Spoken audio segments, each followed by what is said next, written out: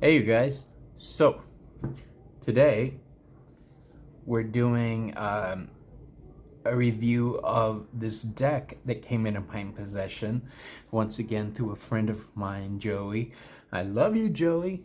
You guys, I say it again, if you don't have friends who you could trade decks with, you need better friends because I've got a good dozen friends that we literally will buy decks, and if they don't vibe with one of us, it makes the rounds until somebody vibes with it.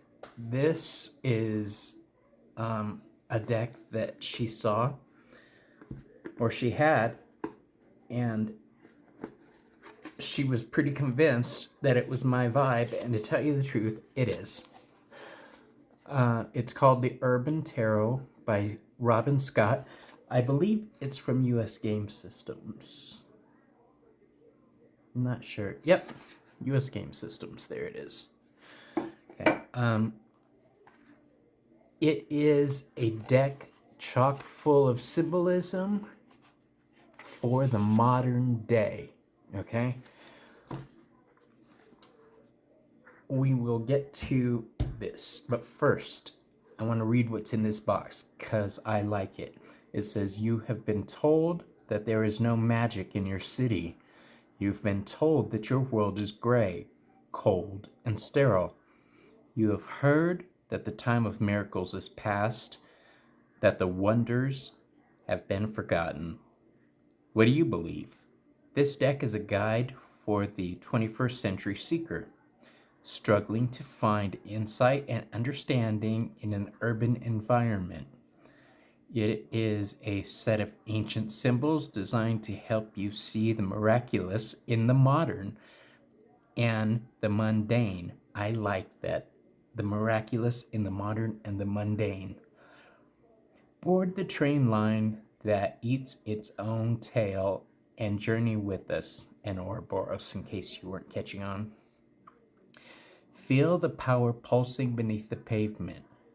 Move to the music of traffic and breathe in the smells of smoke and sweat, of hot pizza and the impossible. That is such a cool line. Within these cards, you will find the familiar and the fantastic sharing a 4-story walk-up apartment where the avenues of dream and reality cross. All aboard. Toot toot mofo. Now, I wasn't sure how I was going to like this deck at first because some of the cards are very gentle, very modern. I like an archaic vibe to it. But to my great pleasure, this deck is one of the ones that I'm vibing with. Now, it gives a pretty good description of each card. It also makes reference to Crowley. So there is the traditional associations with these cards, and I'll show you what that means when we get to the minors. But for now, let's go ahead and get into it. So this is the Fool.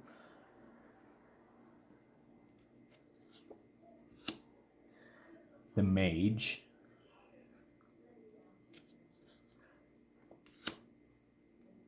The High Priestess.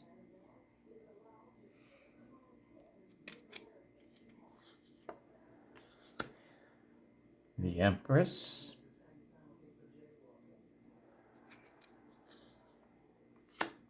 The Emperor.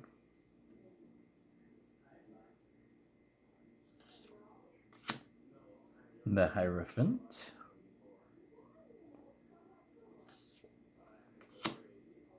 The Lovers. I like that hat. And this is going to be a reoccurring theme through the whole deck. So take note of that. The Chariot.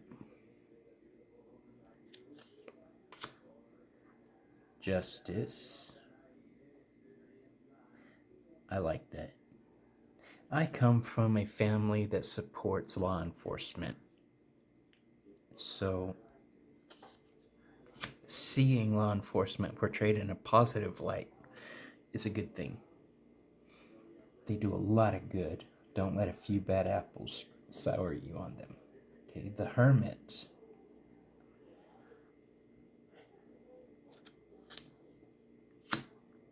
The Wheel of Fortune. The Sphinx right in the middle. Strength.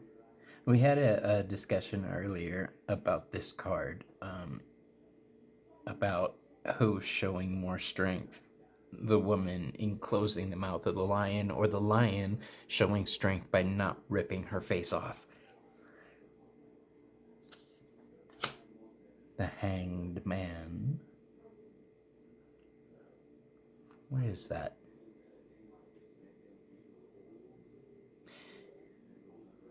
It's a Houdini? I don't know, but whoever he is, everything's falling out of his pockets. Death. Okay, the doctor doesn't have a face. And whoever it is bared wide open.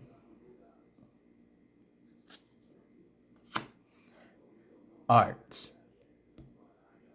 Okay, so it's kind of like the Thoth deck, in a way. Except there's no lust card in this deck, so it's not like the Thoth deck. The Devil. I like that card. When I think of the devil, I think of addiction.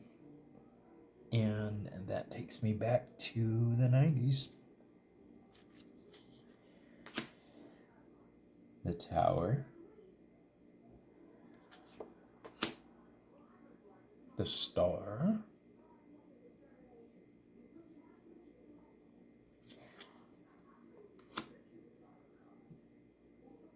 The Moon.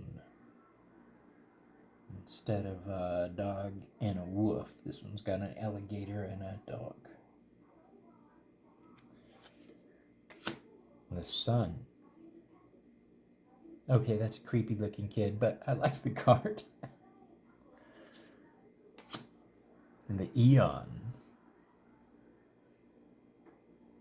Yes, it is a lot like the Thoth deck. The Universe. Did I imagine a card called Lust? The universe is beautiful. Why does she look like a superhero?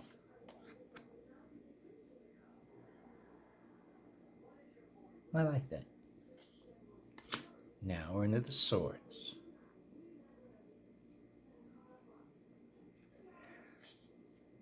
That looks like the Arc de Triomphe. Peace. Sorrow. Okay, this is what I was talking about. It does give the traditional keywords that are associated with the cards.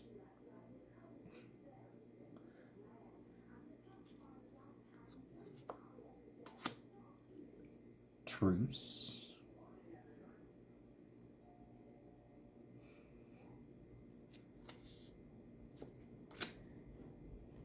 Defeat. Okay, this is new. Science.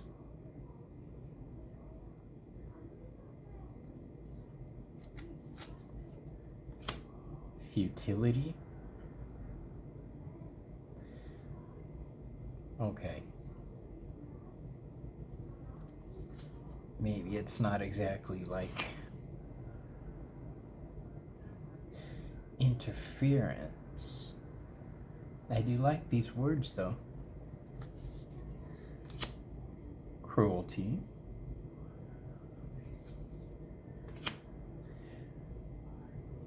Ruin.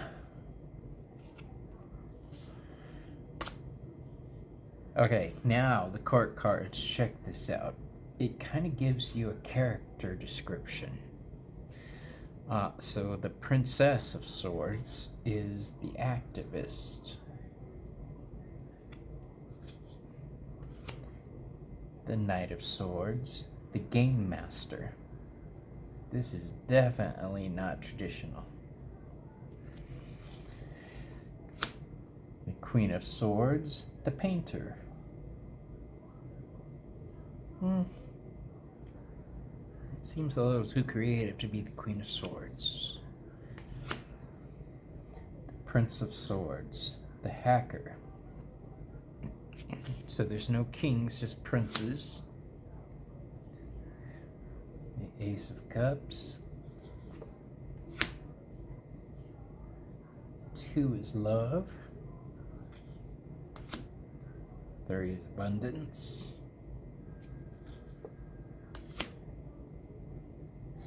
4 is luxury. And that's exactly what me and my husband do every single night. Sit there, eat snacks, and watch TV and play on our phones.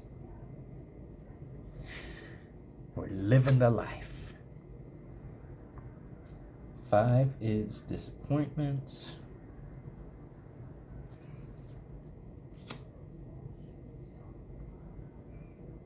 6 is pleasure. Yeehaw.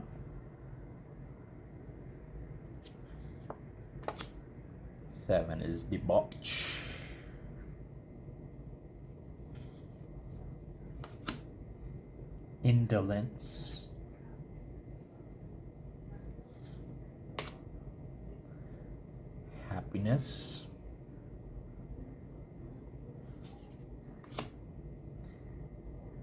10 satiety. I know what it means, being satisfied. I just can't say it. Okay, the Princess of Cups is the costume designer. The Knight of Cups is the seducer.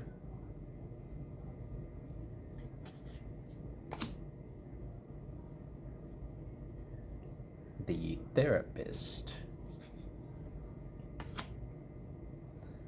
The filmmaker.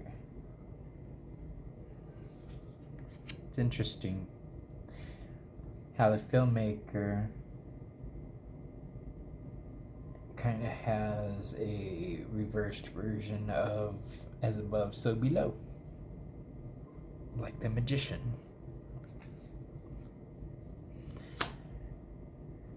The Ace of Discs.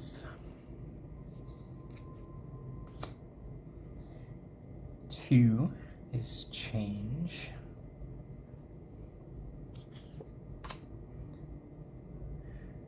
3 is works.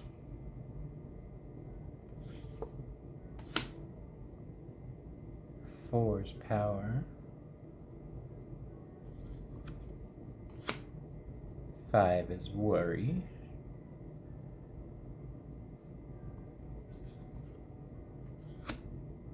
6 is success.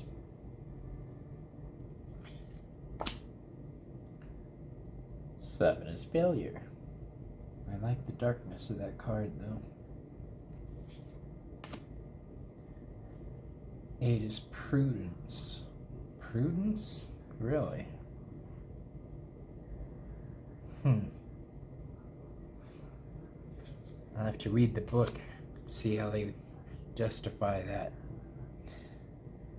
The Knight of Pentacles, gain.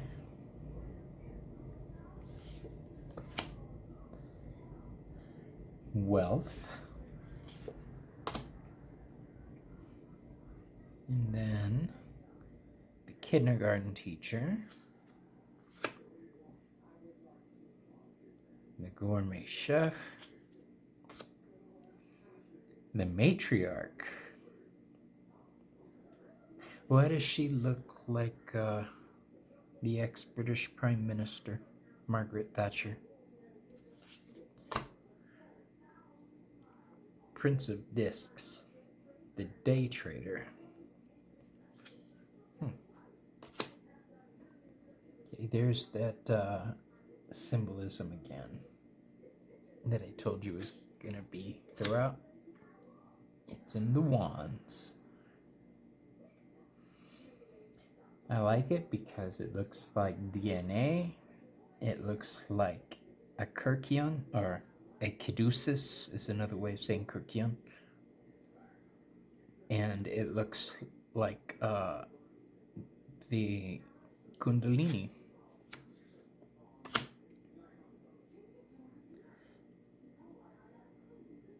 Three is virtue. 4 is completion.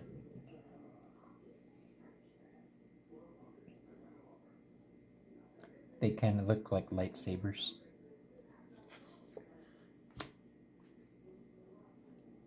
Strife.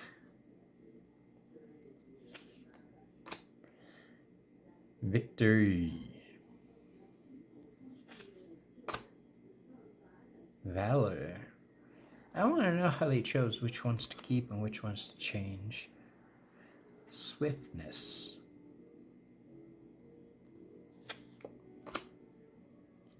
Fortitude. Now it's a mailman. Oppression.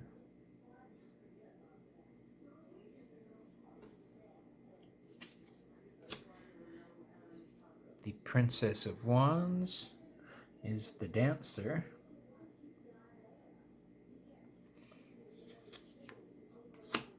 The rock star.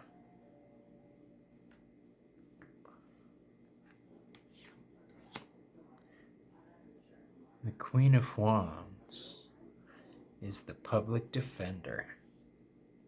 And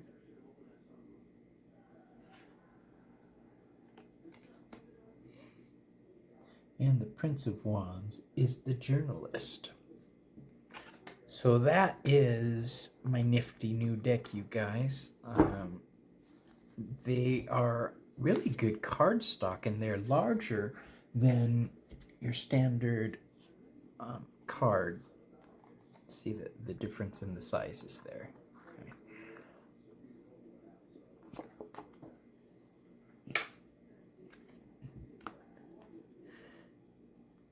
They are larger than normal, but they're still manageable.